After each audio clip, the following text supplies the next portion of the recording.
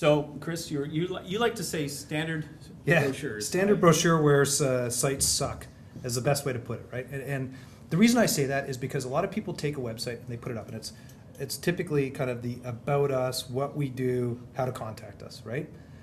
Not bad, but the reason why I say it sucks is because Google looks at it once and you never change it for 2-3 years, and Google says, yeah, well, you know, you're not doing anything relevant. All your competitors are putting stuff up on a regular basis. Their sites are more dynamic and stuff like that. You know, you're not getting the results that you need to get and stuff like that. I would say dynamic sites have the ability to get found or searched a lot more. And how do you make a site dynamic? It's so simple.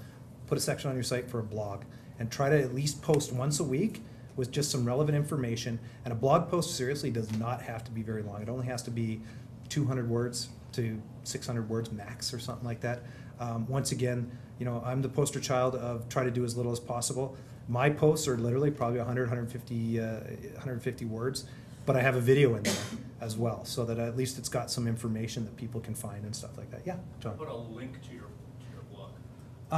Or do you prefer to have the blog on your site? Well, the reason you should have it on your site is because Google always comes back to search for things, right, and see what's new and relevant and stuff like that. So once it's seeing more and more content coming on and everything like that, it's saying, okay, well, this guy's doing stuff, and if you have a link to it, they're not really associating the two. They're just saying there's a link that goes through this. So if you can get it on, and typically, like if you're using WordPress or Joomla or any of those sites and stuff like that, most people are creating their content and that sort of stuff nowadays.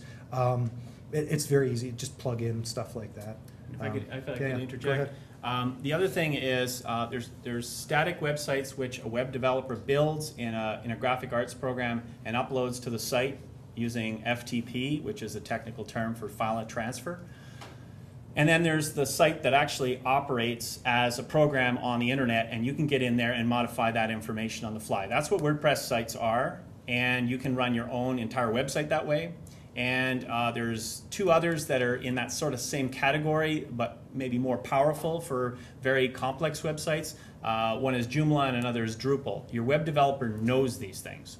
You can just, if somebody's doing an old style static website, say, what about a content management system that I can get in and modify my stuff on my own? That's real important because it's not just that, you know, you're circumventing the $50 charge to update your information. You're keeping that information flowing. Very important. And a lot of these integrations with YouTube, videos, Vimeo is another great site for videos, is that cut and paste. You can put it right into the code. You click edit. It says enter code. You put the code in, the video's up. It's really not difficult to do. It's easy stuff to do. Yeah. The other thing too is you know, I'm not going to bash website developers, and I have to say this, is that they're paid to basically put a website together for you. What they don't do is they don't think about how you drive sales leads to your website, how you capture those sales leads and all that stuff. There's a lot of things that you can do or ask a website company to do to basically help you optimize your site. Talk to me after the fact. I'll give you a little bit more information around that.